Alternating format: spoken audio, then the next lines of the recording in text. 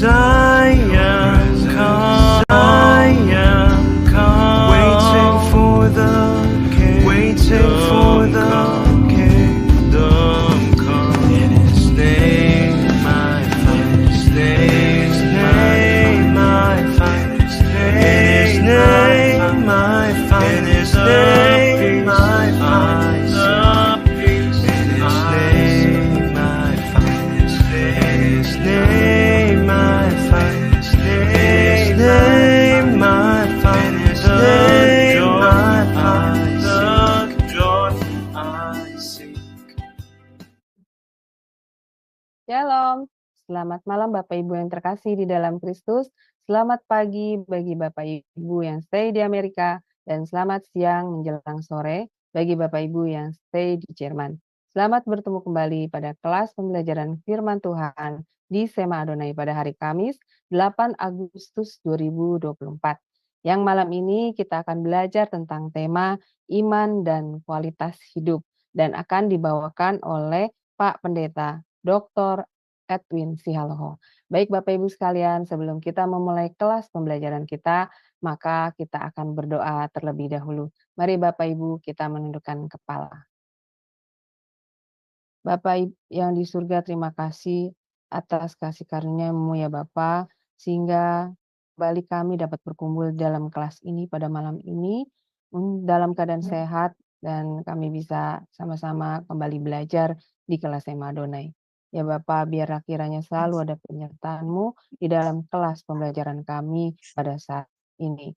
Dan juga selalu ada pimpinan-Mu ya Bapak bagi kelas pembelajaran kami.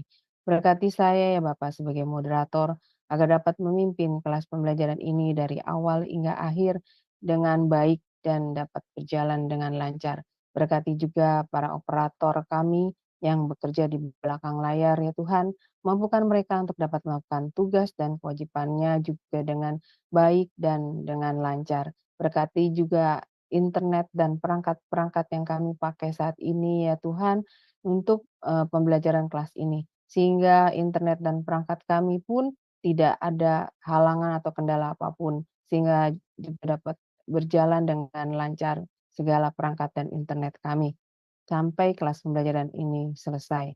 Dan yang terutama berkatilah hamba-Mu, yaitu Pak Edwin yang akan menyampaikan kebenaran firman-Mu malam ini ya Tuhan.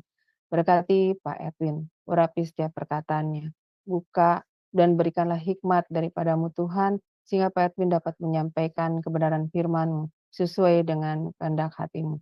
Dan juga Pak Edwin bisa memberikan kami pemahaman yang baik dan benar. Dan berkati juga kami yang berada di dalam kelas ini ya Tuhan. Dan juga yang mendengarkan di live YouTube ataupun nanti yang mendengarkan di live Bunda. Buka hati dan pikiran kami.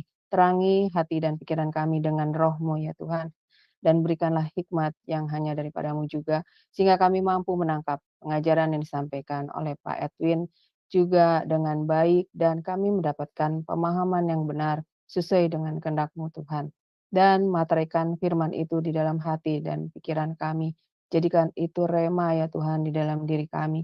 Sehingga kami selalu mampu mengingatnya dan kami mampu mengajarkan dan memberitakannya kepada sama kami. Dan yang terutama kami mampu melakukannya di dalam diri dan kehidupan kami. Terima kasih ya Bapa. Kami serahkan waktu pembelajaran ini dari awal hingga akhir hanya di dalam pimpinan dan dalam tangan-Mu. Dan kami patahkan segala kuasa kegelapan yang akan menghalangi kelas pembelajaran kami pada saat ini dalam nama Yesus. Doa ini kami panjatkan dalam satu nama, yaitu Tuhan Yesus Kristus, Juru Selamat kami yang hidup. Haleluya. Amin. Baik Bapak Ibu sekalian, sebelum kita memulai kelas pembelajaran kita akan melihat terlebih dahulu profil dari narasumber kami. Sebentar ya Bapak Ibu.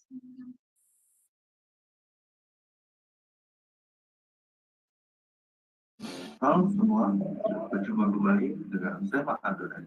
Pada kesempatan ini, dengan bangga, kami dari Sema Adonai memperkenalkan pembicara kita, yakni Bapak Edwin Silalahi. Dan berikut adalah profil singkat dari beliau. Nama lengkap, Dr. Edwin Goklas Silalahi. Lebih sering dikenal dengan Edwin Sihaloho. Lahir di Sidakalang, Sumatera Utara pada tahun 1969. Beliau menikah dengan N. Nartipulu, tinggal di Bekasi, Guru besar di Kota Tebing Tinggi, Sumatera Utara. Ketika memasuki usia remaja, beliau nyaris kehilangan arah dan tujuan hidup. Beliau kecewa melihat pelayanan gereja dan lingkungan hidup tenggelam dalam pergaulan yang tidak memuliakan Tuhan. Tapi Tuhan dengan cara yang luar biasa menarik beliau menjadi pelayan. Pada tahun 2000, beliau menyerahkan hidup untuk melayani Tuhan. Lalu memutuskan untuk menempuh pendidikan teologi di sebuah STT di Jakarta. Riwayat pendidikan. Pada tahun 2005, beliau menyelesaikan studi S1 Teologi di STT Sun Sugos, Jakarta. Pada tahun 2011, beliau menyelesaikan studi S2 Teologi di STT Ren, Jakarta. Pada tahun 2018, beliau menyelesaikan studi S3 Prodi Teologi di STT Berita Hidup, Surakarta. Pada tahun 2020, beliau menyelesaikan studi S3 Prodi Pendidikan Agama Kristen di STT KDT Yogyakarta. Pengalaman pelayan. Saat ini, beliau menjadi Kapolri dan dosen di STT Eugene, Jakarta. Beliau menggembalakan di GSKI Ipata di Harjamukti, Depok. Beliau pernah berkesempatan melayani di Radio Suara Katulistiwa pada tahun 2017 hingga tahun 2018. Beliau juga mengelola channel YouTube dengan nama program Inten Renungan 3 Menit. Bersama dengan beberapa teman, beliau melahirkan BBCO. Kemudian beliau resign sejak Desember tahun 2022. Beliau juga menulis beberapa buku rohani, di antaranya buku tentang keluarga, kepemimpinan gembala, pengantar, perjanjian baru, buku bibliologi yang membahas Alkitab.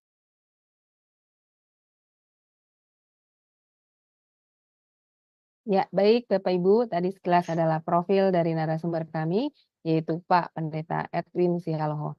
Baik, sebelumnya saya akan menyapa terlebih dahulu narasumber kami ya, Bapak Ibu. Shalom, selamat malam Pak Edwin. Selamat malam, Bu. Ya, Ya, bagaimana Pak kabarnya? Semoga luar biasa dan sehat selalu ya Pak. Ya. Amin. amin. Amin. Ya, baik. Baik Pak, saya akan menyediakan waktu dan tempat kepada Bapak untuk memaparkan pengajaran. Persilakan Pak. Oke, shalom Bapak Ibu. Kita hari ini akan mempercakapkan sebuah tema yang menarik tentunya ya. Iman dan kualitas hidup.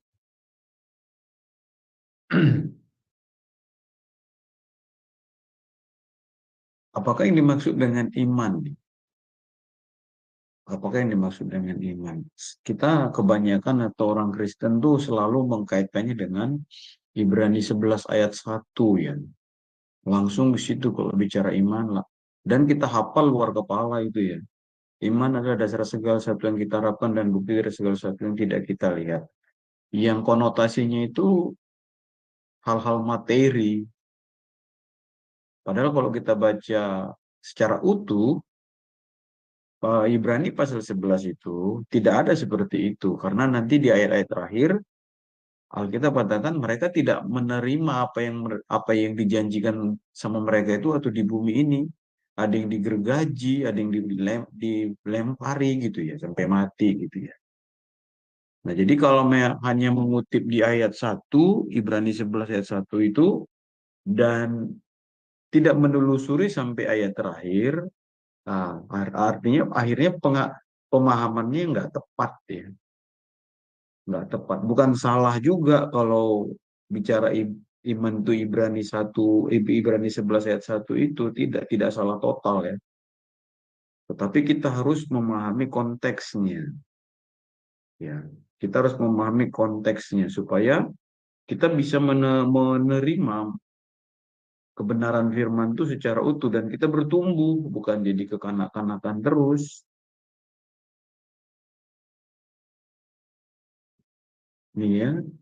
Ibrani 11, misalnya 36-nya, ada pula yang diejek, didera, bahkan ada yang dibelenggu dan dipenjarakan. Mereka 37, mereka dilempari, digergaji, dibunuh dengan pedang. Mereka mengembara dengan berpakaian kulit domba, sambil menderita kekurangan, kesesakan, dan siksaan. Nah, itu dia. Tapi memang kalau kita kutip di ayat 1-nya saja, manis sekali kan? Iman adalah dasar dari segala sesuatu yang kita harapkan dan bukti dari segala sesuatu yang tidak kita lihat. Lalu dipotong di situ, lalu dikatakan, ayo beriman, beriman, beriman. Padahal nanti di bawah-bawahnya nggak dibaca gitu ya, yang menderita, digergaji gitu. Oke, jadi apa itu iman? Nah, iman adalah kepercayaan akan keberadaan Tuhan. Secara sederhananya gitu ya. Iman itu adalah kepercayaan. Iman itu adalah kepercayaan, percayaannya yakin. Yakin bahwa Tuhan itu ada. Tetapi jangan nanti iman itu kita gunakan untuk memperalat Allah. Jangan, nggak boleh. Nah, maka landasan iman percaya bahwa Allah ada dan berfirman. Allah itu bukan apa ya, Allah itu bukan zat yang bisa kita kendalikan.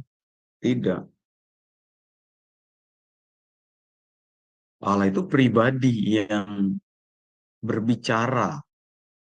Allah itu punya pikiran, perasaan. Makanya dia menciptakan manusia seperti gambar dirinya. Jadi landasan iman, kita beriman karena kita percaya bahwa Allah ada dan berfirman. Nah, firmannya itu apa? Tertulis di dalam Alkitab yang kita sebut kitab suci. Karena itu beriman kepada Allah sama dengan beriman kepada Alkitab yang memuat tuntunan hidup. Jadi kalau ada orang beriman pada Allah, tak pernah baca Alkitab, itu bohong. Beriman kepada Allah sama dengan beriman kepada Alkitab. Kalau ada orang yang beriman kepada Allah nggak pernah baca Alkitab, itu bohong, saudara. Dia hanya perasaannya aja yang beriman, padahal dia tak beriman.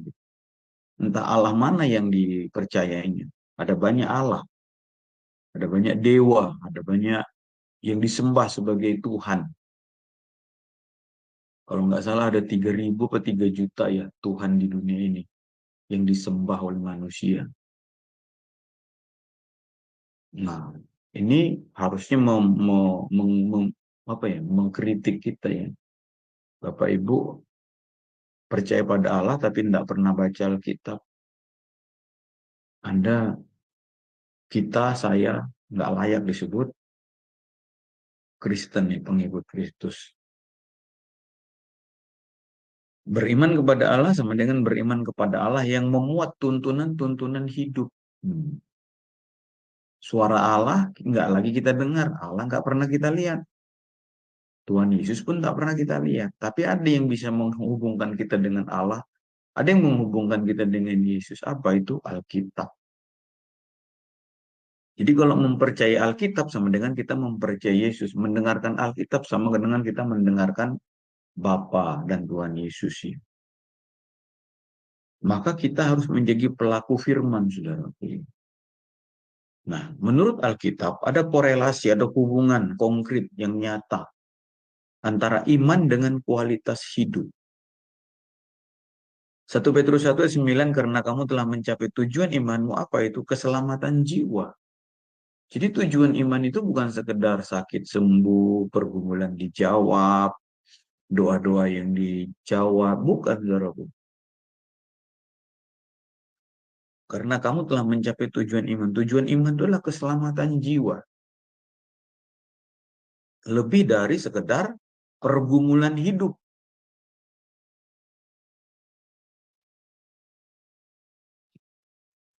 Nah, 1 Petrus 1:9 itu menjelaskan bahwa tujuan iman adalah keselamatan jiwa. Bukan sekedar terpenuhinya pergumulan hidup kita. Keselamatan adalah anugerah, ya, artinya pemberian Allah dengan cuma-cuma yang diberikan kepada kita melalui penerimaan pribadi Yesus Kristus. Tapi untuk benar-benar selamat, tidak otomatis, saudara. Keselamatan itu anugerah, tapi untuk benar-benar selamat tidak otomatis. Ada prosesnya, yaitu apa? Menghidupi firman itu. Makanya kembali ke atas, kita percaya Allah, tapi tidak pernah baca Alkitab, tidak tahu Alkitab. Bagaimana kita menghidupi firman itu? Maka kita pembohong gitu. Maka kita pembohong lah. Kenapa? Kok keras banget gitu? Iya iya gitu ya. Apa yang kita tahu kalau kita nggak pernah baca, apa nggak pernah belajar? Oke. Lalu firman yang mana gitu ya? Gini kan tadi gini. eh, kita menghidupi firman. Nah, firman yang mana gitu? Firman yang mana mau kita hidupin? Ya dari Kejadian sampai Wahyu kita hidupin. Tapi mari kita ringkas saudara-saudara. Firman yang dimaksud firman itu adalah yang mau kita turut itu adalah firman yang dirangkum di dalam kehidupan Yesus. Jadi di dalam Yesus tidak ada lagi pembedaan antara perjanjian lama dan perjanjian baru. Karena di dalam Yesus tergenapi perjanjian lama dan perjanjian baru, saudaraku. Kita tidak lagi membuat dikotomi, kita tidak lagi membuat perbedaan, kita tidak lagi membuat pertentangan antara PL dan PB. Ini penting, saudara. Bahkan orang-orang yang belajar di sekolah teologi pun masih membeda-bedakan PL dan PB. PL begini, PB begini. Baiklah, secara keilmuan mungkin oke, gitu. Tapi secara faktualnya, praktikanya nggak bisa lagi. Nah, di dalam Yesus, nah bagaimana kita menjembatannya? Di dalam Yesus, Alkitab, kita PL dan PB itu satu, saudara. Firman yang mana? Firman yang dirangkum di dalam kehidupan Yesus. Yesus adalah firman yang menjadi manusia. Artinya firman itu bukan sekedar kalimat tertulis, bukan lagi sekedar kata-kata yang kita hafal, bukan. Makanya kenapa orang Kristen tidak wajib menghafal Alkitabnya? Karena bagi kita, Yesus itulah firman yang hidup itu yang mau kita tiru, saudara. Apa gunanya kita cakap menghafal firman Tuhan atau Alkitab, tapi nggak cakap melakukan?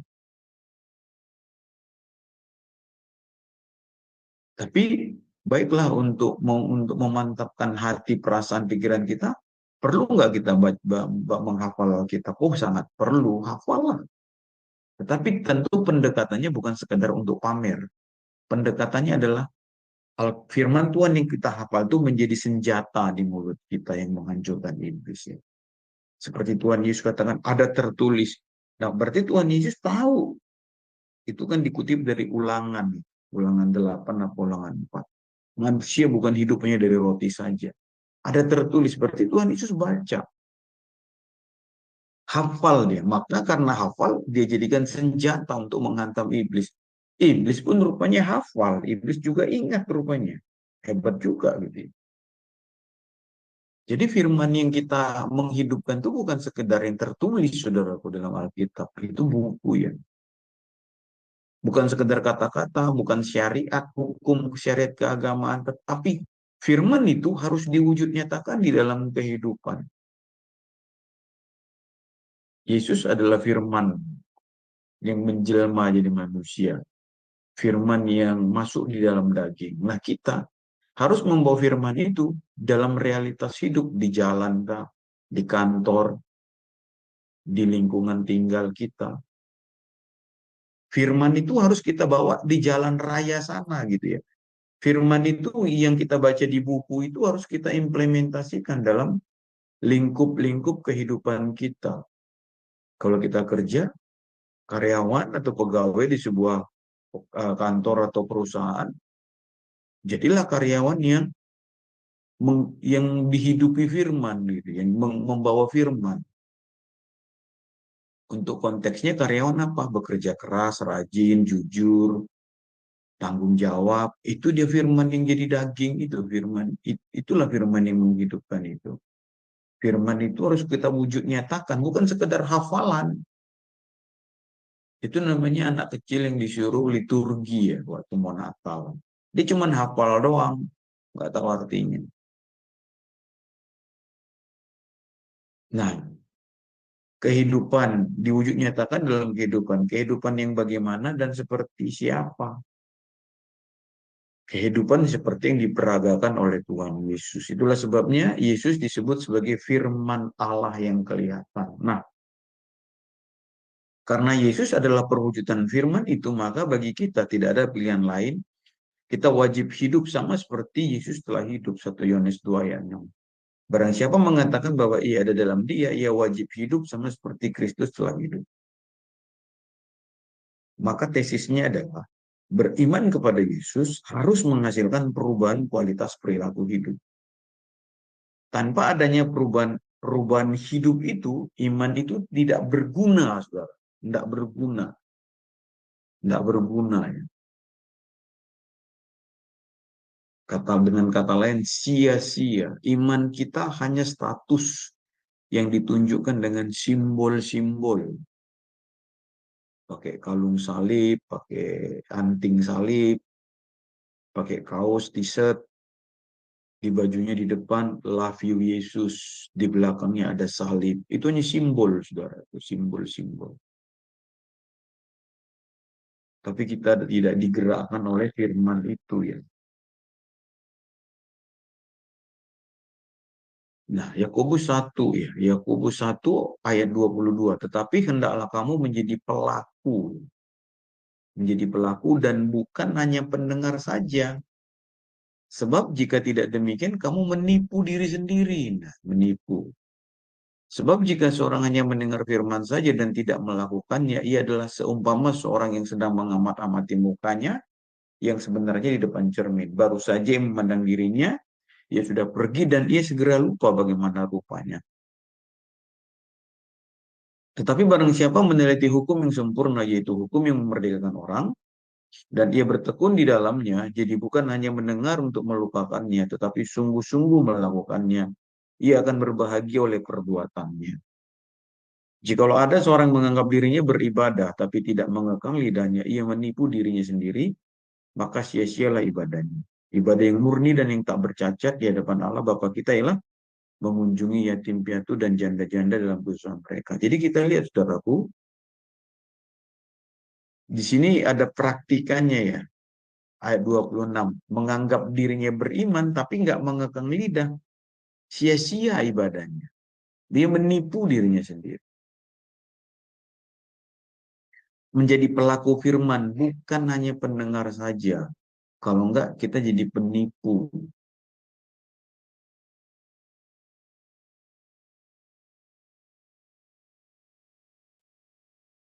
Dua kali dikatakan menipu. Ini menipu ya. Kalau enggak jadi pelaku, menipu.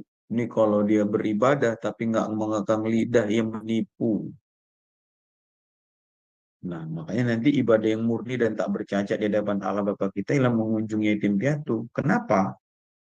Kenapa ibadah yang murni itu mengunjungi yatim piatu dan janda-janda dalam kesusahan mereka? Karena mereka tidak bisa balas, saudara. Jadi kalau kita melayani dengan imbalan, kita nggak layak ya Tuhan. Jadi, pelayanan kita itu nggak murni, ya. Ibadah kita itu nggak murni. Ibadah yang murni tak bercacat itu mengunjungi yatim piatu. Yang kedua, orang mengunjungi yatim piatu pasti bawa sesuatu. Pasti memberi sesuatu.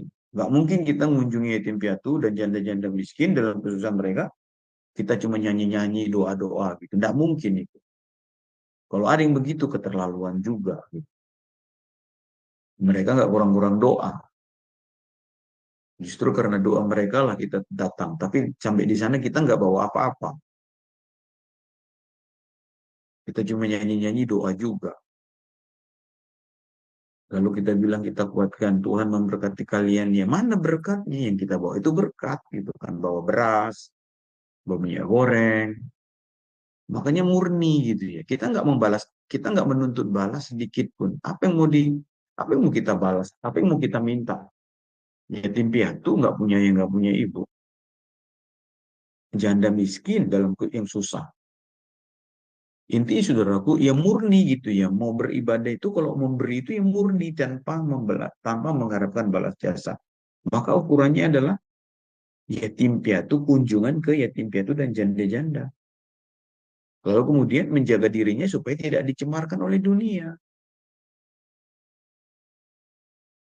Ini ya, Yakobus 1. Nah, kita lihat kemudian Yakobus 2, ayat 22. Kamu lihat bahwa iman bekerja sama dengan perbuatan-perbuatan. Oleh perbuatan-perbuatan, iman itu menjadi lengkap, menjadi utuh, menjadi sempurna. Anda beriman tapi nggak melakukan, pincang ya, nggak masuk gitu, nggak bisa terbang gitu, nggak bisa menyentuh hati Allah. Bayangkan seekor burung hanya punya sayap satu, nggak akan mungkin jalan kemana-mana. Dia hanya muter-muter di tempat.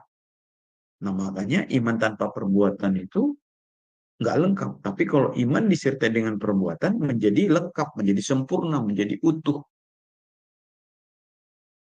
23. Dengan jalan demikian genaplah nas yang mengatakan, lalu percayalah Abraham kepada Allah, maka Allah memperhitungkan itu sebagai kebenaran.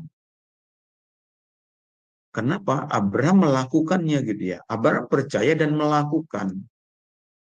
Dia tidak sekedar percaya Allah. Ketika Tuhan dia lagi sukses di negerinya, Allah panggil dia, Abraham, sini layani aku, tinggalkan kampung halamanmu. Dia pergi, saudaraku. Dia pergi. Lalu memang kemudian sebelum Ismail lahir, Abraham sudah percaya kepada Allah. Nanti kemudian digoda sama istrinya ya, dengan menyodorkan Hagar itu. Ketika Abraham memutuskan percaya pada perkataan Allah, dia akan dapat anak kandung, maka Allah memperhitungkan itu sebagai kebenaran. Dan puncaknya nanti dia percaya pada Allah ketika dia akan menyerahkan Ishak. Ishak anaknya itu ya. Dia nggak ragu. Karena dia percaya Allah bisa menghidupkan sekalipun orang dalam mati. Itulah iman, saudara. Iman itu harus ada dalam perbuatan. Iman itu harus terimplementasi dalam perbuatan. Perbuatan bagaimana? Perbuatan yang sejajar dengan Alkitab. Menyenangkan hati Allah. Jadi kamu lihat bahwa manusia dibenarkan karena perbuatan-perbuatannya dan bukan hanya karena iman atau iman teori, iman pemahaman, tidak. Tapi iman yang diperagakan. Sebab seperti tubuh tanpa roh adalah mati, demikian juga iman tanpa perbuatan-perbuatan itu mati. Saya pikir ini jelas sekali Bapak Ibu ya. Jelas sekali. Jelas. Jadi, iman yang membawa kita kepada keselamatan adalah iman yang hidup, iman yang aktif, iman yang menghasilkan pembaruan hidup. Pembaruan hidup maksudnya perubahan perilaku. Nah, inilah yang kita sebut nanti sebagai hidup yang berkualitas. Hidup yang diubahkan. Jika kita katakan aku percaya Yesus, artinya segala sesuatu yang berkaitan dengan Yesus, pengajarannya, perbuatannya adalah benar, dan karena itulah aku percaya. Aku tidak ragu pada Tuhan Yesus, aku mau mengikut dia dengan sepenuh hatiku. Kembali ke 1 Yohanes 2 ayat 6. Wajib hidup sama seperti Yesus. Nah, saudara-saudara, lalu bukti pengakuan percaya kita itu adalah bertujuan untuk mengalami pembaruan hidup. Ya. Mengalami pembaruan hidup. Pembaruan itu hanya dimungkinkan melalui belajar firman dengan tekun, rajin, dan melakukannya, mengeksekusinya.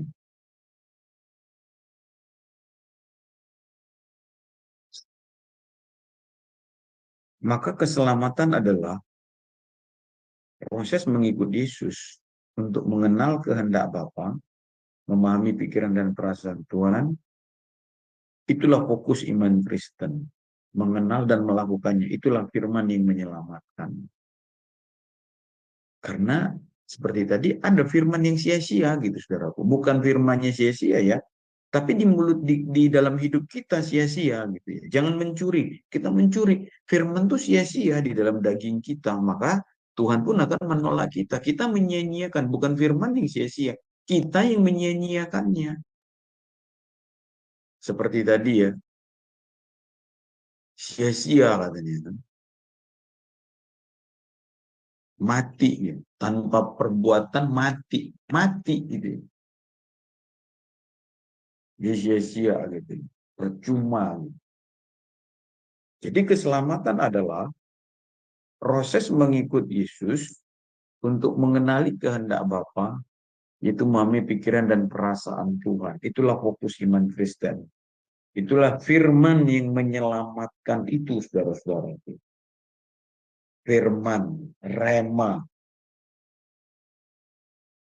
Maka nanti di Kolose ya, di Kolose 3, mari kita lihat dulu. Saya belum tuliskan di situ ya. Kolose 3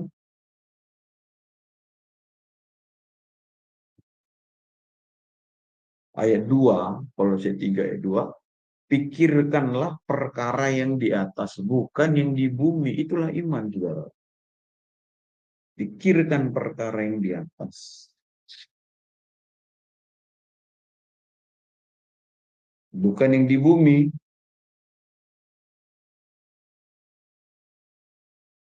Nah, kalau menurut Filipi 4 ayat 8, jadi akhirnya saudara-saudaraku, semua yang benar, semua mulia, semua yang adil, semua yang suci, semua yang manis, semua yang sedap didengar, yang disebut kebajikan, pikirkanlah itu semuanya.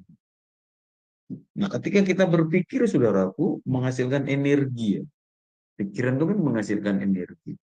Makin kita pikirkan, makin kuat energinya. Makin kita pikirkan, makin kuat energinya. Nah, kalau kita pikirkan pikiran perasaan Tuhan, maka Tuhan akan menggerakkan kita, saudaraku. Demikian juga dengan kalau kita memikirkan yang jahat, makin kita pikirkan, iblis makin mendorong kita. Makin kita pikirkan, akhirnya kita suatu hari kita tersungkur dalam dosa. Kenapa? Pikiran itu energi, saudaraku. Mengalirkan energi, mengalirkan kekuatan. Makin kita pikirkan, makin menumpuk deh ya. Makin membara, makin kuat ya. Ayo terus, akhirnya teng. Pada suatu hari orang jadi narkoba. Kenapa dipikirkan? Nah, kenapa kita nggak ikutin firman Tuhan? Kata Tuhan, pikirkan perkara yang di atas. Semua yang sedap didengar, semua yang mulia, pikirkan itu semuanya. Jadi setiap pagi kita bangun pagi, kita pikirkan Tuhan, saudara. Tuhan ubah aku. Tuhan perbaiki aku. Terus gitu ya. Lama-lama kita akan terbangun suatu benteng roh ya. Benteng kekuatan di roh kita. Untuk melakukan kebenaran Tuhan. Tapi kalau yang jahat aja kita pikirkan, energi itu makin negatif, akhirnya suatu hari kita berbuat dosa, saudara. Nah, jika kita katakan, aku percaya pada Yesus. Ini kan pengakuan ya. Aku percaya kepada Yesus. Artinya segala sesuatu yang berkaitan dengan Yesus, pengajarannya, perbuatannya adalah benar, karena itu aku percaya dan aku mau ngikut dia. Lalu, bukti pengakuan percaya kita itu adalah bertujuan untuk mengalami pembaruan. Nah, pembaruan itu hanya dimungkinkan melalui pembelajaran, tekun rajin. Maka keselamatan adalah proses mengikuti Yesus untuk mengenali kehendak Bapa, memahami pikiran perasaannya tadi. Maka semakin hari iman kita bertumbuh dalam pengenalan kehendak Allah, sampai pada titik kita memiliki hubungan intim, ya. Kita memiliki hubungan intim dengan Allah, ya. Yaitu Tuhan Yesus sang mempelai surgawi.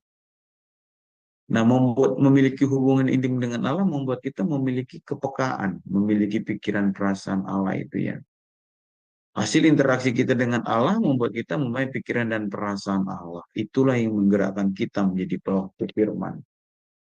Jadi saudaraku, kenapa kita tidak mencuri? Kenapa kita tidak melakukan kejahatan? Bukan lagi karena takut masuk neraka, bukan.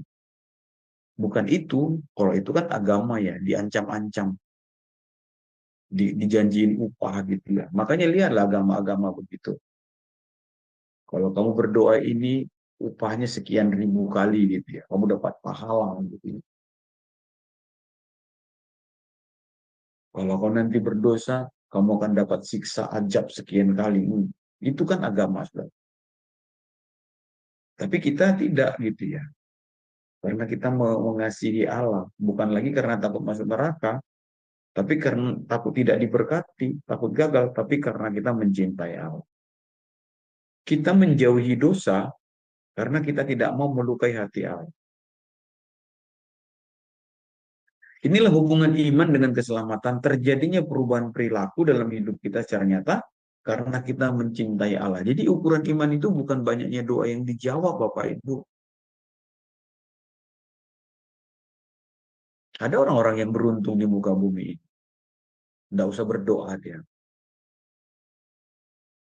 Kalau di kantor di mana dapat itu ya, ada lotre gitu, dia beruntung kalau soal keberuntungan nih. Dia selalu dapat lotre. Ikut kuis, dia dapat hadiah gitu ya. Dia dapat, kita tidak pernah dapat gitu ya. Nah, iman itu bukan keberuntungan seperti itu gitu. Jadi kita mencintai Allah, mengasihi Allah bukan supaya beruntung bagaimana, tidak. Kita beruntung karena kita takut buat dosa gitu aja gitu. Keuntungan kita, keberuntungan kita mencintai Tuhan adalah kita takut buat dosa, itu keuntungannya gitu ya. Takut kita, jijik kita buat dosa.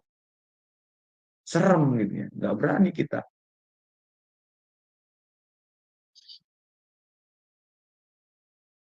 Nah, kita menjauhi dosa karena kita nggak mau melukai hati Allah, nggak mau melukai pikiran perasaannya. Jadi saudara-saudaraku, perjuangan kita mengubah hidup, mengubah perilaku hidup, tadi di Yakobus lidah kita ya, percakapan kita, kata-kata kita. Karena kita mencintai Allah. Bukan sekedar supaya nanti masuk surga, tidak itu lagi. Kita tidak di level itu level kanak-kanak ya. Tapi kita ini sudah mempelainya gitu. Maka seorang mempelai itu punya kewajiban menjaga kesucian hidupnya. Seorang mempelai itu punya tanggung jawab menjaga janjinya, janji sucinya ya. Bahwa si pengantin prianya yang sedang merantau mempersiapkan segala sesuatu ditunggunya dengan setia gitu. Nah, sambil dia menjaga kehidupannya. Oke, kita masuk ke firman yang menyelamatkan. Nah, iman menuntun kita kepada pembaruan perilaku. Iman bukan sekedar alat untuk memperalat Tuhan. Ayo banyak berdoa, banyak berkat. Ayo. Bukan begitu, saudara. Kita banyak berdoa karena memang kita mencintai Allah, mengasihi Allah. Bukan supaya doanya dijawab, tidak, pergumulannya tidak, bukan. Karena kita rindu bercakap-cakap dengan Tuhan. Nah, iman dalam pemahaman agama adalah kekuatan batin manusia untuk menggerakkan Allah melakukan permohonan umatnya. Makanya selalu mereka membangga-banggakan Tuhannya secara fisik ya, secara material. Nah, kadang-kadang orang Kristen pun tidak sedikit yang terseret dalam arus putaran pemikiran seperti itu. Makanya kita mendengar ada orang berkata iman dapat menggerakkan Allah. Artinya mereka bisa mendikte Allah untuk melakukan kehendaknya. Nah, itulah agama. Itulah agama. Nah, dalam pemahaman agama, pemahaman itu tidak salah. Tapi dalam konteks kekristenan, iman bukan alat memaksa Allah mengabulkan permohonan kita. Iman bersumber dari Allah dan ditujukan kepada Allah. Roma 10:17. Iman timbul dari pendengaran, pendengaran oleh remato Kristo, firman Kristus. Karena itu iman dan firman tidak bisa dipisahkan, Bapak Ibu. Iman tidak akan mencapai sasarannya tanpa firman. Nah, garis bawah itu ya. Dan firman tidak akan menghasilkan apa-apa jika kita tak beriman pada firman. Supaya kita jangan sesat. Karena hari ini banyak penyesat.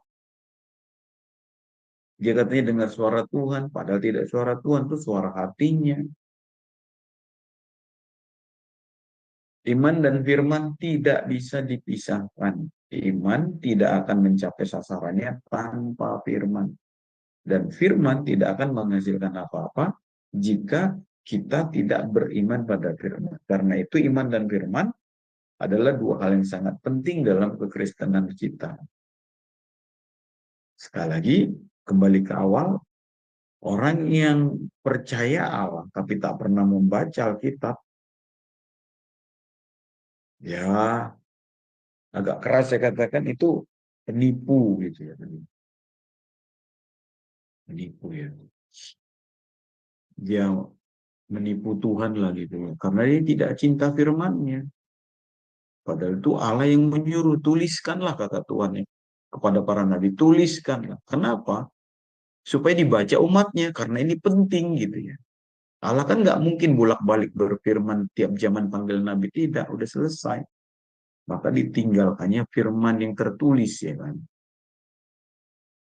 Iman lahir dari firman yang kita dengar tentang Yesus. Maka dasar iman kita adalah Tuhan Yesus Kristus.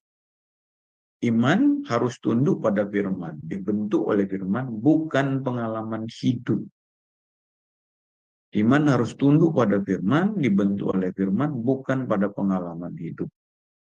Bukan berarti pengalaman hidup itu tidak penting. Penting, saudara. Kita harus punya pengalaman hidup. Bagaimana kita menyentuh atau memiliki pengalaman langsung tentang pemeliharaan Tuhan. Itu harus. Tetapi menjadikan pengalaman itu sebagai kebenaran, itu yang tidak boleh. Karena tidak sedikit orang mensejajarkan pengalaman hidupnya dengan firman. Karena apa? Dia merasa Tuhan berbicara kepadanya. Nah, keselamatan hanya akan terjadi pada orang yang menghidupi firman. Sekalipun kita menghafal firman, tapi jika tidak kita diubah olehnya, nggak ada gunanya, saudara.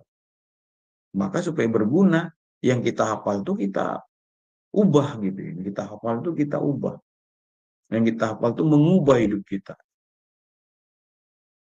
Jadi secara konkretnya hasil pembelajaran firman adalah menjadi pelaku firman. Yaitu orang-orang yang hidupnya diubahkan. 2 Timotius 3, 16, 17, segala tulisan yang diilhamkan Allah memang bermanfaat untuk mengajar, untuk menyatakan kesalahan, untuk memperbaiki kelakuan, dan untuk mendidik orang dalam kebenaran. Dengan demikian, tiap-tiap manusia kepunyaan Allah diperlengkapi untuk setiap perbuatan baik. Nah, ini kita garis bawahi, saudaraku. Segala tulisan yang diilhamkan Allah. Jadi Allah yang menghilangkannya, Allah yang mewahyukannya.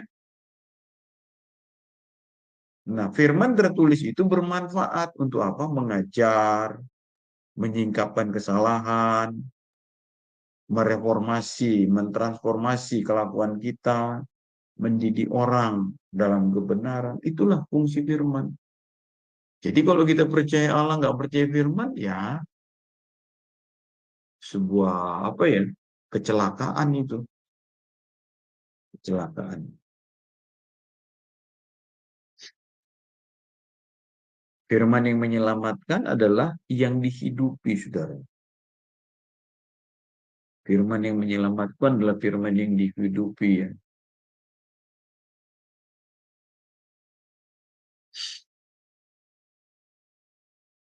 Firman yang dihidupi dengan tekun. Menghidupi firman artinya bersedia dipimpin oleh firman untuk berjalan dalam kebenaran. Mazmur 119 ayat 105. Firman-Mu itu pelita bagiku dan terang bagi jalanku.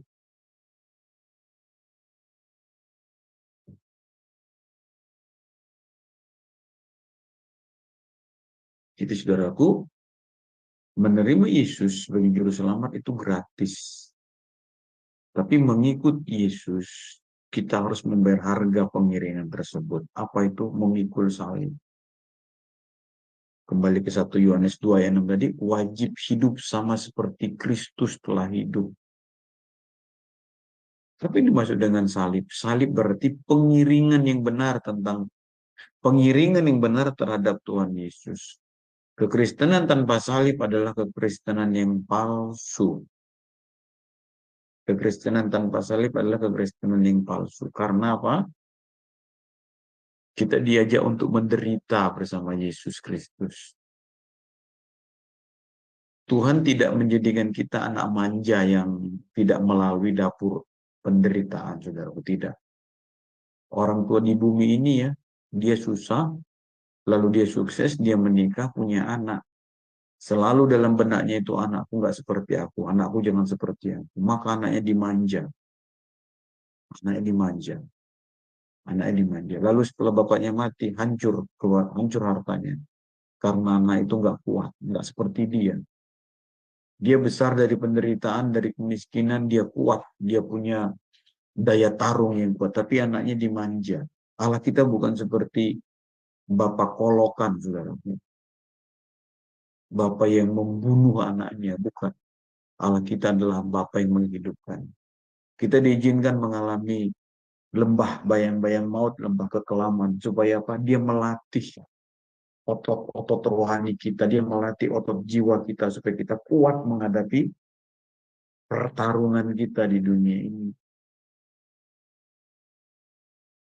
Maka Tuhan Yesus memberi teladan kepada kita, sebuah kehidupan yang dipersembahkan kepada Bapa, sebuah kehidupan yang memberkati orang lain. Maka teladan ini harus kita kenakan sepanjang umur kita. Kasih yang harus kita berikan kepada orang lain sama dengan kadar kasih yang Yesus berikan kepada kita. Memang bukan sesuatu yang mudah ya, berat sekali gitu ya. Tapi tentu Tuhan akan memampukan kita, saudara-saudaraku, untuk meneladaninya. Menjadi Kristen itu adalah kehidupan yang luar biasa, saudara. Bukan karena aku Kristen, bukan karena aku pendeta, enggak, saudara. Kalau Bapak Ibu memikir-mikirkan, pikirkan, merenungkan. Coba bikin perbandingan dengan agama-agama lain. Bagaimana tuntutan Kristen yang menjadi seorang Kristen? Seorang Kristen itu simpel, menjadi seperti Yesus. Tampar pipi kiri, kasih pipi kanan. Diminta 1 baju, kasih 2 baju. Disuruh jalan 1 mil, berjalan 2 mil. Gitu. Itulah kekristenan, itulah model yang diajarkan Yesus. Nah, kalau ada kekristenan yang bukan seperti itu namanya pemalsuan. Dan hari ini, tanpa bermaksud menuduh, kita melihat pemalsuan-pemalsuan itu bermunculan dari dalam gereja. Terus sebabnya kita harus belajar kritis. Tentu kritis karena kita bisa menggunakan akal. Tapi kita belajar dengan tekun pakai hati.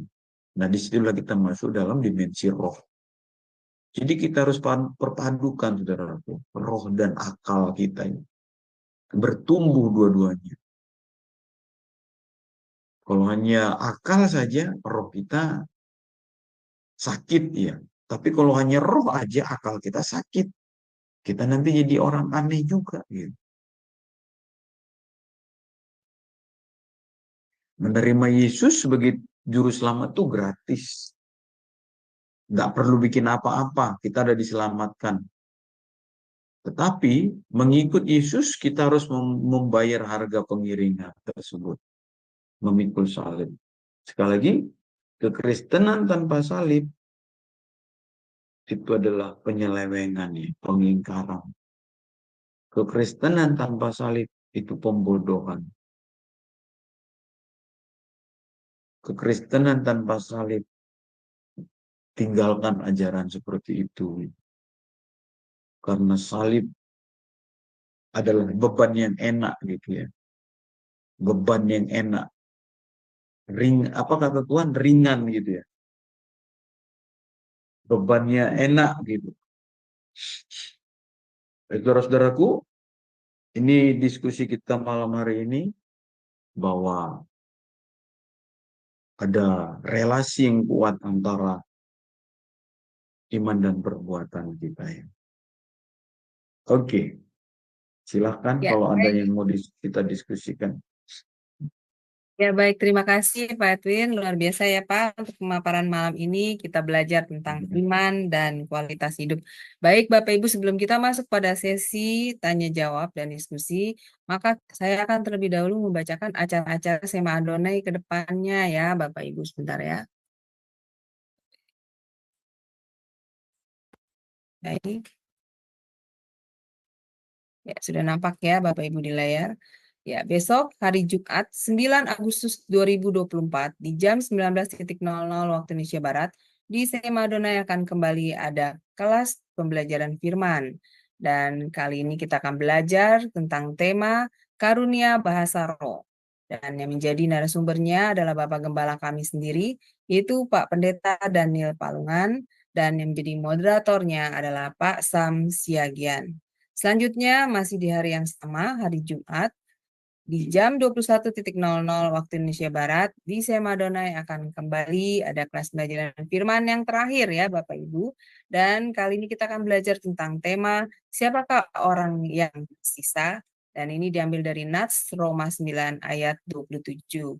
Dan untuk kelas hari Jumat jam 21 ini, seperti biasa yang menjadi narasumbernya adalah Pak Pendeta Yudi Lengkong dan moderatornya adalah Ibu Heni. Selanjutnya di hari Sabtu 10 Agustus 2024 di jam 19.00 waktu Indonesia Barat di Sema Adonai akan kembali ada kelas pembelajaran firman. Dan kita akan belajar tentang tema menghujat Roh Kudus dalam tubuh Kristus. Dan yang menjadi narasumbernya adalah Ibu Evangelis Deborah Anggraini Sutanto dan moderatornya adalah Ibu Aling, saya sendiri. Selanjutnya masih di hari yang sama, di jam 21.00 waktu Indonesia Barat, masih ada kelas pembelajaran firman Tuhan terakhir di Sema Adonai.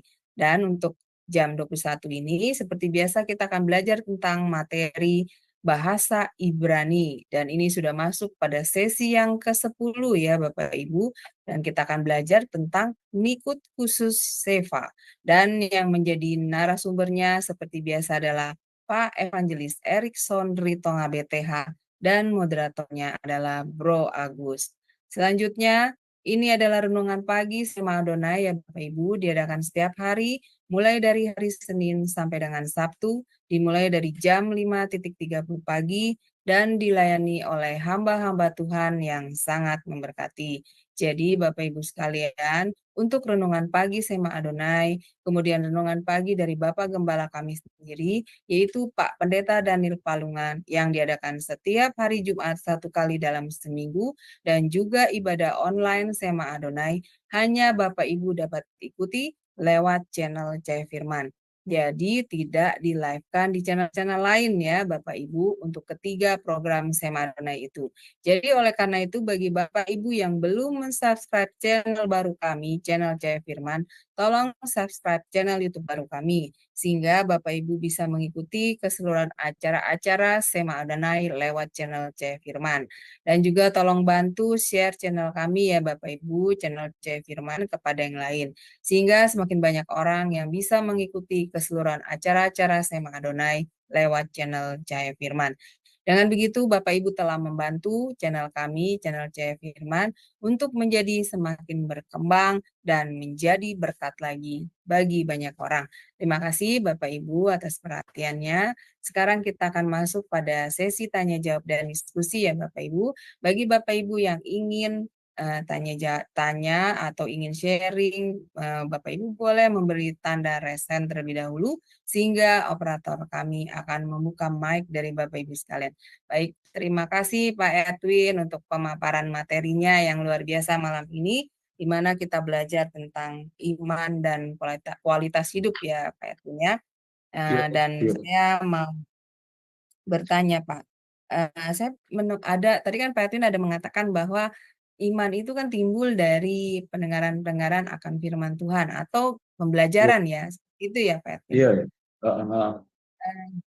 Yang saya mau tanyakan Pak, yang saya mau tanyakan Pak, saya ada melihat orang belajar Pak, tapi kok kayaknya imannya nggak bertumbuh, apa penyebabnya ya Pak Edwin?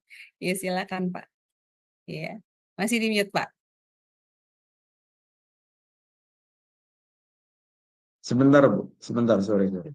Iya. Ada iklan lewat tadi.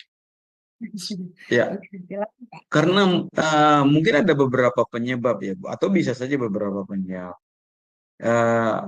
Tapi penyebab yang paling utama itu nggak belajar nggak diajari cara benar gitu, secara tepat, kalau dia dalam penafsiran mungkin dia tidak ditafsir dengan benar firman itu gitu. Akhirnya kan gini, orang-orang yang sesat itu bukan mengambil sumber di luar Alkitab, tidak. Makanya saya dulu pernah bilang kan, saya selalu bilang begini, atau saya selalu bilang begini. Orang baca Alkitab hanya jadi dua. Satu jadi jahat, dan dua jadi baik. Jahat ini maksudnya jadi penyesat gitu ya, jadi sesat. Dan dua jadi baik. Hanya itu aja. Atau satu jadi baik, yang kedua jadi jahat. Nah, kenapa orang bisa jadi jahat baca Alkitab? Jika tidak didalamin, dibaca dengan sesuai teks dan konteksnya, maka itu penting sekali.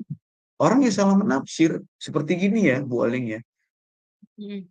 Saya pernah baca, orang-orang yang homo itu mengambil ayat itu loh, saya lupa tertulis di mana ya.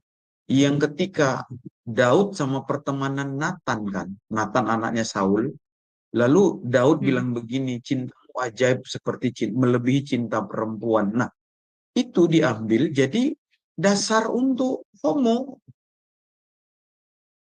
Mereka ambil Alkitab itu ya. Itu di Samuel ya, 1 Samuel apa? Coba nanti sebentar saya cari ya.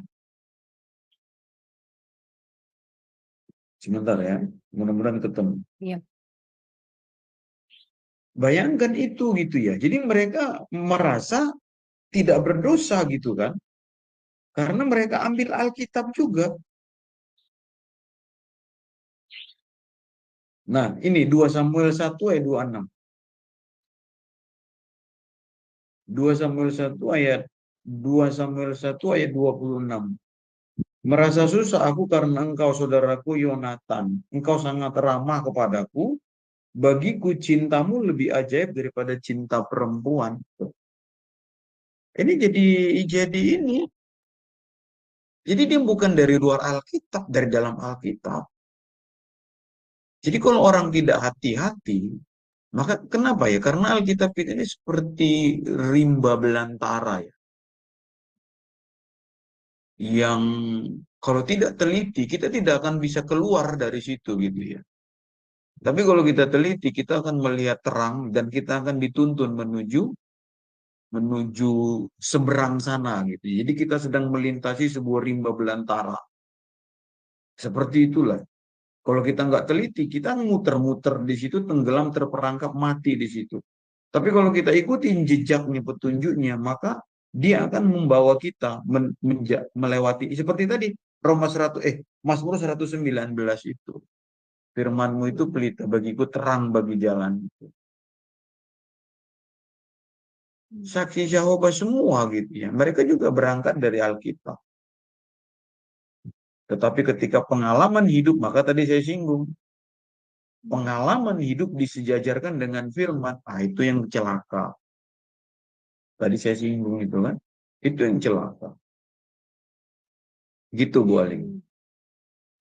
Wah, kalau begitu Pak, bagaimana dengan orang yang dia memang masih baik hati ya Pak? Kalau dia bertemu dengan pengajaran firman yang menyesatkan itu bagaimana Pak Edwin Oh itu iya, nah menanggulangi? inilah tugas kita, inilah tugas SEMA, inilah tugas RBU, inilah tugas gereja. Kenapa? Jadi saya pikir ya COVID ini membuat sebuah lompatan dalam bukan hanya bagi dunia tapi bagi kekristenan juga gitu ya. Terutama bagi kekristenan lah. Karena muncul seperti ini ya, sekolah-sekolah non formal yang diajar oleh hamba-hamba Tuhan yang berdedikasi, yang murni, yang tulus lah gitu ya. Paling tidak kita lihat di situ ya.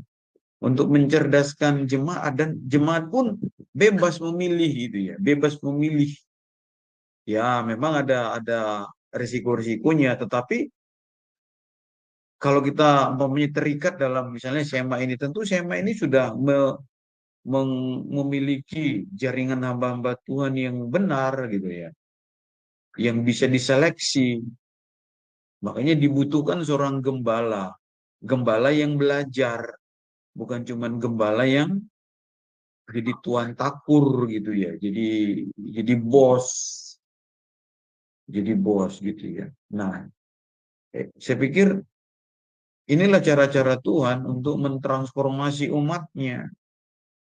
Ya maaf saja ya, kita hari ini melihat banyak gereja-gereja yang suam-suam kuku, yang hanya sibuk urusan liturgi, mengabaikan pengajaran.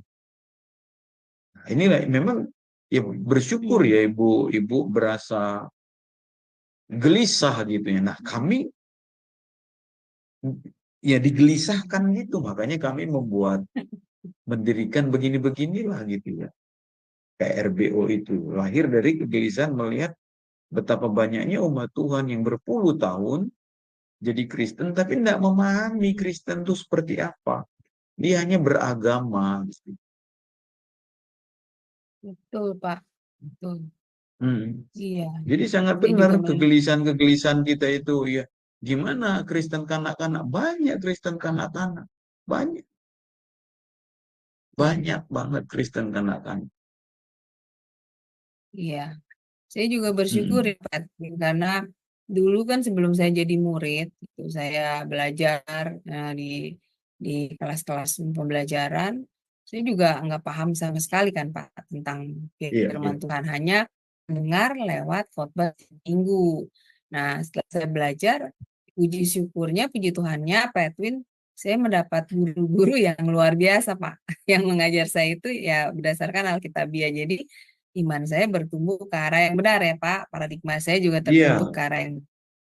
Nah, betul. tapi Iya, kalau Bu. yang Iya. mendapatkan pengajaran yang sesat ini Pak, yang saya berpikir karena saya punya teman yang seperti itu Pak. Jadi dia itu apa namanya mempunyai pemahaman tentang Allah Tritunggal yang berbeda gitu dengan yang saya dapatkan secara Alkitabiah. Nah, itu juga dia mendapat pembelajarannya itu dari sekolah-sekolah apa seperti kelas-kelas di YouTube itu loh Pak Edwin, seperti itu.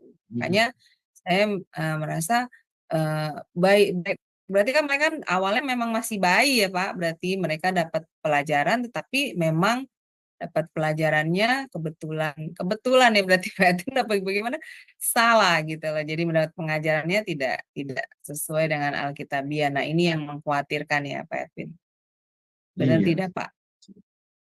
Seperti dulu Children of God ya, COG. Mereka kan membangun kelompoknya itu dengan Allah itu kasih gitu kan. Allah itu kasih. Yohanes 4 itu ya, Allah itu kasih. Nah, tapi diimplementasikan kasih itu dengan hubungan seksualitas coba. Mereka berangkat dari Alkitab, tetapi implementasinya sesat. Allah itu kasih. Kalau gitu kita berbagi kasih. Bagaimana berbagi kasih? Implementasinya seksualitas. Anda bebas gitu ya. Anda bebas. Yang penting mau sama mau, jangan memaksa. Nah itu terjadi kan. Alkitab juga yang dipakai. Gitu.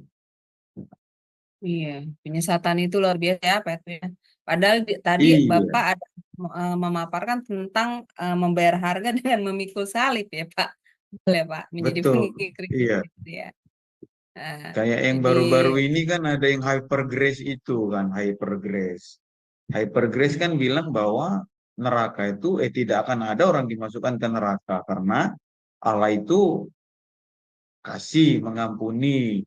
Allah yang maha kasih itu nggak mungkin membuang orang ke neraka, gitu kan? Nah, itu kan salah, salah kan? Hyper grace itu. betul. Nah, hari ini sangat memberkati Pak Edwin. Pengajaran Bapak memaparkan apa Amin. artian yang sesungguhnya ya, Pak. Lalu bagaimana Yes. kita beriman dengan benar sehingga memperoleh kualitas hidup yang benar ya, sesuai dengan kehendak Tuhan. Nah, ini Pak, saya mau bertanya ini, kenapa Pak menjadi pengikut Yesus itu harus memikul salib? Aplikasinya Pak, ya lebih detail. Ya, silakan Pak Edwin. Karena salib itu apa ya? Gini, aku kasih contoh begini Bu ya. Mungkin udah pernah juga aku kasih contoh. Gini, lihat seorang porter ya. Porter ya, tahu ya porter ya, di pelabuhan atau di stasiun-stasiun gitu ya. Kenapa anak kecil bisa hilang di mall gitu ya? Kenapa anak kecil bisa hilang di mall? Lalu nanti kita bandingkan dengan porter yang di stasiun tadi. Anak kecil itu ketika dengan mamanya, dia nggak punya beban apapun. Betul ya? Maka Iya. ketika dia ngelihat mainan, dia berhenti di situ. Mamanya belanja, sibuk belanja. Lalu kemudian mamanya sini gitu ya. Lari dia. Lalu nanti lihat mobil-mobilan, berhenti, lihat sana berhenti. Kenapa? Dia asik dengan dunia. Dunia ini cantik, Bu. Dunia ini indah, dunia ini gemerlap, dunia ini luar biasa. Ibaratnya tadi mall itu ya. Jadi tanpa beban di punggungnya, di pundaknya anak. Kalau kita nggak pikul salib, kita seperti anak kecil itu. Kita dipikat oleh kecantikan dunia ini. Kita dipikat oleh film Korea. Kita dipikat oleh apa gitu ya, apa kesenangan-kesenangan dunia ini. Kita dipikat. Nah, bandingkan dengan porter itu. Seorang porter dia punya beban.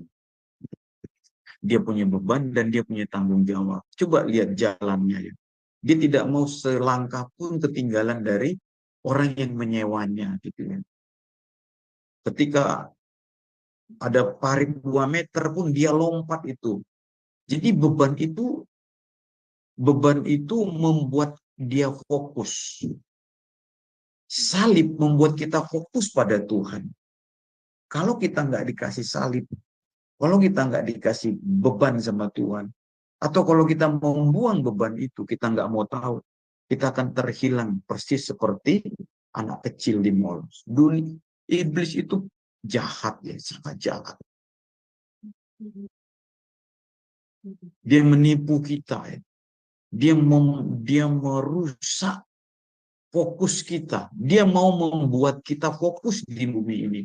Dia mau membuat kita, ya tadi itu, asik dengan hobi. Orang bisa keluar uang jutaan untuk mancing gitu ya, beli pancing, pergi mancing sampai ke Eropa. Tapi untuk persembahan pada Tuhan, enggak. Ada orang yang sibuk dengan hobi apa gitu ya, dengan film, dengan apa. Intinya dunia ini kayak mall tadi. Mall yang cantik, mall yang indah, mall yang menjanjikan kebahagiaan. Yang mengatakan, udah parkirlah di sini, parkirlah di sini. Nah, kita kan mau mengikut seperti Yesus, kita kan mengikut Yesus. Itulah sebabnya Yesus harus memberikan beban kepada kita. Supaya beban itu membuat kita fokus mengikut Yesus. Tapi banyak orang Kristen yang mau membuang beban itu. Karena bagaimana caranya dia membuang beban itu? Dia tinggalkan Yesus, selesai. Maka dia nggak sungguh-sungguh. Wah, ikut Yesus kan harus suci. Ada diajak ini, misalnya diajak buat kejahatan, dapat duit 1 miliar. Ya ditinggalkanlah Yesusnya. Ngapain aku suci? Nggak suci dapat 1 M. Ngapain hidup suci? Hidup suci cuman gaji tok gitu ya. Gaji pokok 10-20 juta. Tapi ini ada kesempatan sekali tanda tangan dapat 2 miliar. Itu kan beban harusnya gitu ya. Beban yang harus dipikul ya, menolaknya. Tetapi dia tinggalkan beban itu, dia ambil. Lalu dia pergi, dapat 2 miliar gitu. Akhirnya apa? Masuk penjara, ketahuan. Ya kalau bertobat dia. Nah, makanya kan gini. Ada orang bilang salib padahal itu aibnya. Nah, kita harus hati-hati. Iya, benar, Aib Pak. ya, aib. Aib itu aib gitu. Dia bilang gini, aduh aku pikul salib. Katanya, kenapa? Anakku narkoba. Itu Pak bukan pikul salib, itu aib. Gimana kamu mendidik anak? Kok mendidik anak nggak benar, anak narkoba itu salib? Enggak, itu bukan salib, itu aib. Aduh aku pikul salib, kenapa kena diabetes? Itu bukan salib, itu aib. Kan karena rakus. Dimakanin semuanya, gula dimakanin, ya.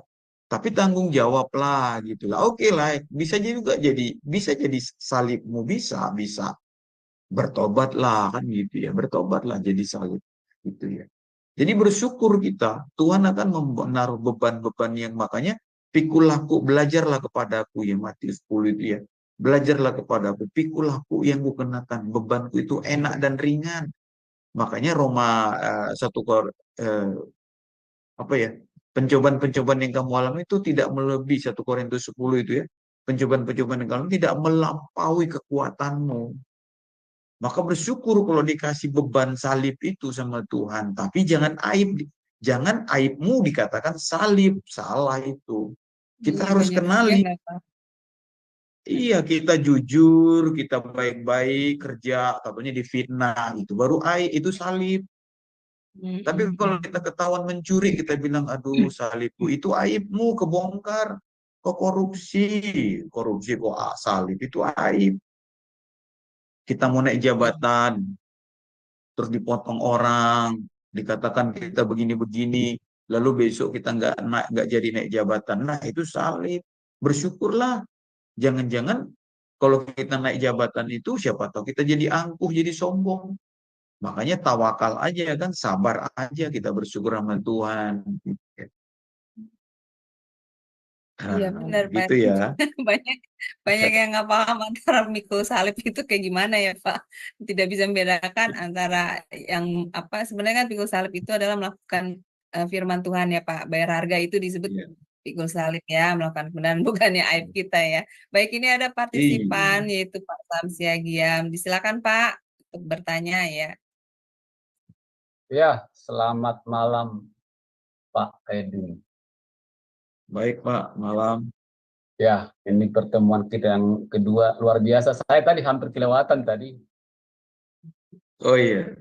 Iya. Ya silakan Pak Sam. Pak Sam. Iya, apa namanya? Tadi Pak bilangkan itu cinta Tuhan, cinta Alkitab, baca Alkitab. Memang kita sudah baca Alkitab. Ya. Kadang-kadang kan kita disuruh menghafal. Kita menghafal seperti yang dibilang Pak tadi itu. Kalau cuma menghafal itu seperti anak sekolah minggu, waktu dulu sekolah minggu kan disuruh di Natal itu ayat hafalan ini untuk Natal. Dihafallah itu Kejadian 1 ayat 1. Itu hanya menghafal aja. Jorhon. Atau Jorhon biar dapat bingkisan. Lapet juga. Haleluya. Jadi memang ini pelajaran yang sangat luar biasa. Memang saya baca Alkitab itu memang ya seringlah baca Alkitab, tapi tidak semua kita mengerti gitu. Betul. Dan di gereja pun tidak sama seperti yang di pelajaran pada malam hari ini. Mungkin jarang kan. Tidak semua diartikan yang dikotbahkan itu. Seperti itu kan. Nah, seperti di Yakobus 1:27 itu kan. Ya. Itu dulu belum saya mengerti. Cuman sudah kita baca itu kan ibadah yang murni. Dan yang tak bercatat di hadapan Allah Bapa kita ialah mengunjungi yatim piatu dan janda-janda dan dalam kesusahan mereka. Oh, ayo kita panti asuhan kan gitu kan. Ya untung aja saya bawa berkat seperti yang dibilang Pak Edwin itu kan tadi. Ya. Kalau nggak bawa berkat kan ya percuma kita ke sana, hanya cuman bawa angin doang. Dan di sini saya lebih mengerti lebih dalam kan gitu kan. Jadi di gereja dikotbahkan seperti itu. Dan di mana-mana itu kan itu ibadah yang murni kan gitu kan. Yakobus 1 ayat 27. Tapi tidak dibuat penjelasannya. Apa itu ibadah yang murni itu kan gitu kan, pergi ke panti asuhan ke yatim piatu dan janda-janda itu. Ya saya terima itu. Kita pergi ke yatim piatu dan janda-janda itu memang mereka itu tidak bisa memberikan balasan dan kita tidak mengharapkan balasan. Itu satu contoh firman Tuhan yang banyak orang termasuk saya dulu kan waktu saya ke panti asuhan itu tidak mengerti artinya itu. Ya saya kebetulan ada berkat dulu, saya bawa ke panti asuhan, saya berdoa di sana. Untung saya mengerti malam ini loh, ini sudah berapa puluh tahun kan, baru saya mengerti malam ini seperti itu Pak. Jadi memang seperti judulnya pada malam hari itu kan iman dan kualitas hidup itu kan cinta Tuhan, cinta Alkitab itu, baca firman Tuhan itu memang tidak gampang. Nggak bisa kita Ya, cuma hal itu, Pak. betul. Mungkin sebetulnya pertanyaan saya banyak, tapi bagaimana saya menanyakannya? Memang tidak semua apa yang kita baca, apa yang kita dengar di gereja tidak bisa dijabarkan secara, kalau saya belajarkan secara hermeneutik, itulah kata teologinya kan. Iya, Kadang-kadang yang hanya ilustrasi aja kan, ilustrasi tambah bumbu-bumbu, bagaimana supaya orang tertawa kan, supaya orang gembira tepuk tangan. Itu dari saya, Pak. Terima kasih. iya. Memang betul, Baik. Pak, ya. Ini kegelisahan-kegelisahan kita juga itu, Pak. Memang gini ya, Pak. Menurut ini kita berbagi pengalaman. Nah, gini ya. Kegigihan kita membaca Alkitab itu akan memberikan sebuah berkat bagi kita, Pak. Makanya kan kita membutuhkan hikmat dia, hikmat. Di dalam Korintus dikatakan Tuhan akan mencabut selubung ya. Tuhan akan mencabut selubung ketidakmengertian di hati kita. Kalau kita percayalah, Pak, kalau Bapak rajin dengan rendah hati, seringkali, Pak, memang kayak disingkapkan gitu, Pak, kayak disingkapkan gitu ya. Misalnya begini contoh yang lain ya, Pak Samuel. Kenapa buah ya? Kenapa buah roh? Kenapa digunakan istilah buah gitu ya? Tentu itu harus jadi pertanyaan, kenapa buah? Nah, buah, penggunaan istilah buah kan gini, Pak. Kalau kita menanam cabai, ada satu periodisasi waktu untuk berbuah cabai itu. Kalau kita menanam jagung, ada satu periodisasi jagung itu berbuah. 3 bulan jagung itu harus berbuah. Kalau dia nggak berbuah dan kalau dia nggak berbuah, berarti dia gagal. Dia tidak akan berbuah lagi. Maka artinya apa? Kalau kita ambil implementasinya, sudah berapa tahun umur hidup kita? 40, 50, 60 tahun. Nggak berbuah-buah juga. Artinya kita ini menjadi manusia gagal, Pak. Kita ini menjadi manusia gagal, cuman hidup tapi bangkai gitu ya. Bayangkan umur 70 tahun, opung-opung di siantar sana, pergi ke pelacuran. Minum obat kuat, mati dia di situ. Bayangkan hari ini kita lihat orang 60 tahun, 50 tahun udah ubanan, masih duduk ngecak nomor togel gitu ya. Nggak berbuah dia, Pak. Jadi sebetulnya orang ini gagal. Orang ini sampah. Biarpun dia hidup, biarpun ke gereja, dia nggak berbuah sama sekali. Jagung 3 bulan harus berbuah. Kalau nggak, dia dipotong, dibuang. Kalau nggak, dia mengering, mati. Sampai mati mengering. Jadi penggunaan buah itu mengagumkan. Tapi bagaimana kita bisa itu? Harus ada hikmat Tuhan. Kalau kitab itu bahasanya luar biasa, Pak.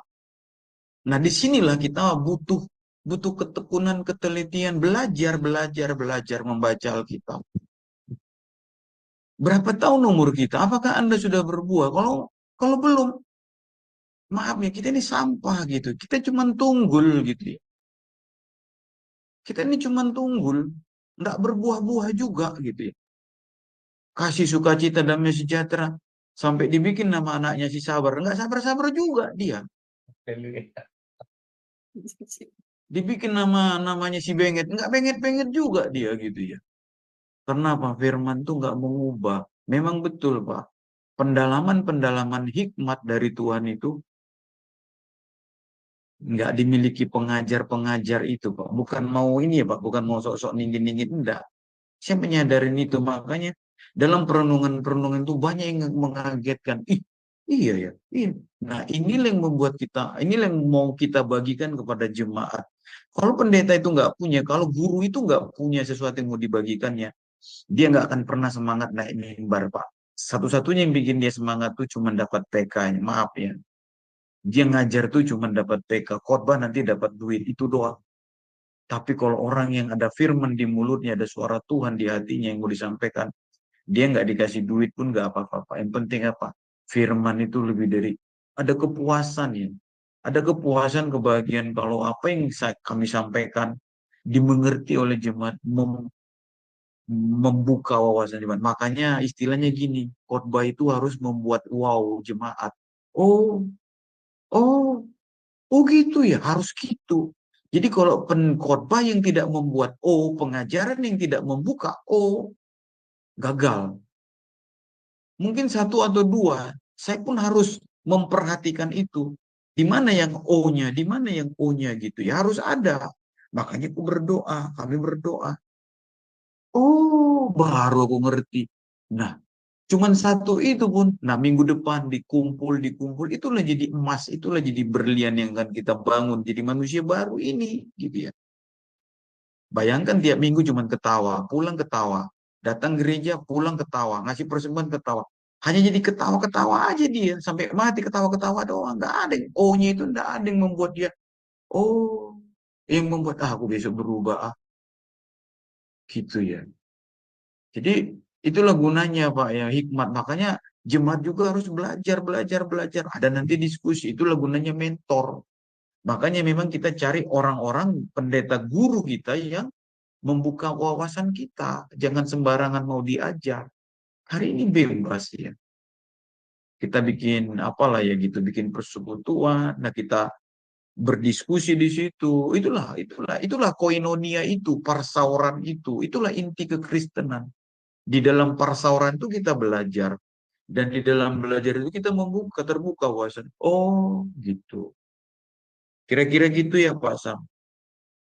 Baiklah, Ya. udah ini ya, dari tengah 11.30 ya. Ya.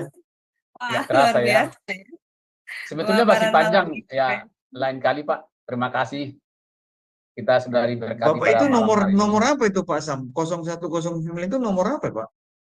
Saya kebetulan baru belajar Pak, sekolah teologi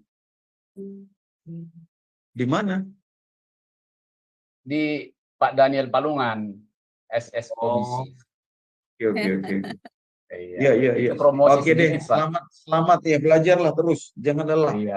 Iya, terima kasih Pak. Iya. Terima kasih semua. Baik. Terima kasih Bu Aling.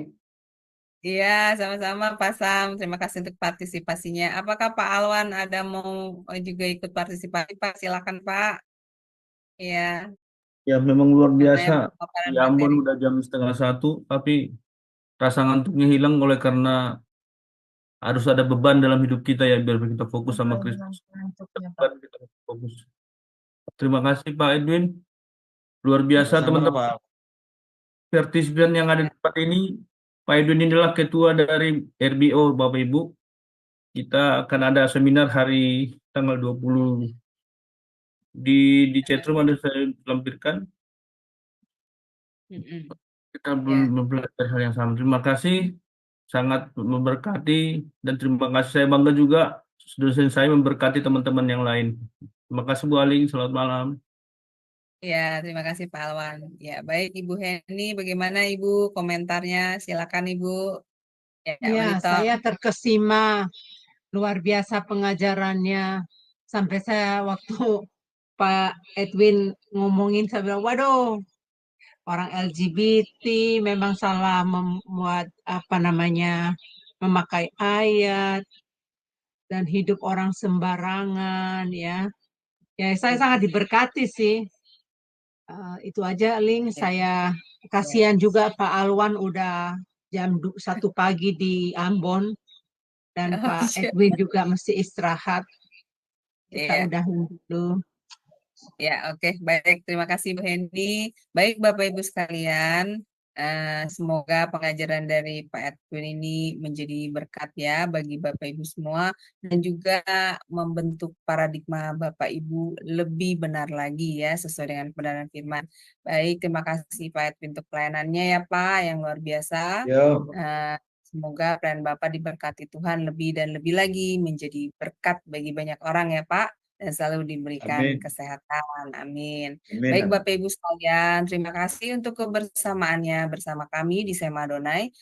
Besok pagi jangan lupa Bapak Ibu ada renungan pagi Sema Adonai pukul 5.30 pagi, dan juga tetap kelas Sema Adonai itu ada pembelajaran selama 1 minggu penuh ya Bapak Ibu. Jadi Bapak Ibu tetap bersama kami belajar terus tentang kebenaran firman, sehingga iman Bapak Ibu terus bertumbuh dan paradigma Bapak Ibu terus dibentuk sesuai kebenaran firman Tuhan.